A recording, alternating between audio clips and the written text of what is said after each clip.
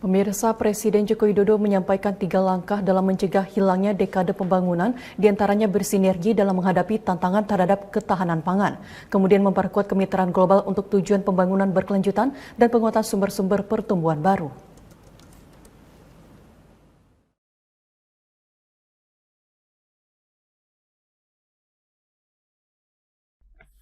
Dunia saat ini menghadapi tantangan yang sangat berat seperti tantangan terhadap ketahanan pangan, ketahanan energi, dan stabilitas keuangan yang semakin sulit. Pertumbuhan ekonomi dunia pada tahun ini turun 1% menjadi 2,6%. Kemudian pencapaian tujuan pembangunan berkelanjutan semakin tertunda cukup signifikan. Hal tersebut dinyatakan Presiden Joko Widodo saat memberikan pidato pada konferensi tingkat tinggi BRICS 2022 secara virtual baru-baru ini. Presiden menuturkan ada 3 langkah yang harus dijalani bersama agar tidak terjadi dekade pembangunan yang hilang. Pertama, bersinergi untuk mengatasi tantangan. Presiden menyatakan Indonesia akan terus berkontribusi untuk mengatasi masalah ketahanan pangan, energi, dan stabilitas keuangan. Kedua, memperkuat kemitraan global untuk tujuan pembangunan berkelanjutan dengan berfokus pada pendanaan pembangunan.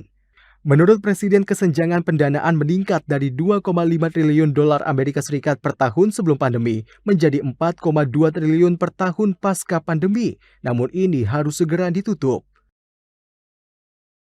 Saya juga berharap Global Development Initiative GDI dapat menjadi katalis pencapaian SDGs. Saya mendorong penyelarasan GDI dengan ASEAN Outlook on the Indo-Pacific, di mana elemen pencapaian SDGs merupakan salah satu ruh dan prioritas kerjasama.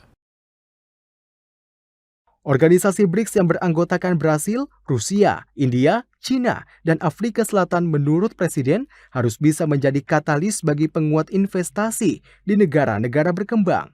Upaya serupa juga dilakukan Presidensi G20 Indonesia, yakni mendorong investasi yang menciptakan nilai tambah bagi negara berkembang. Adapun langkah ketiga mengatasi terjadinya dekade pembangunan yang hilang, yaitu penguatan sumber-sumber pertumbuhan baru. Kerjasama BRICS dengan negara mitra harus mendukung transformasi digital yang inklusif, pengembangan industri hijau dan infrastruktur hijau, serta penguatan akses negara-negara berkembang pada rantai pasok global.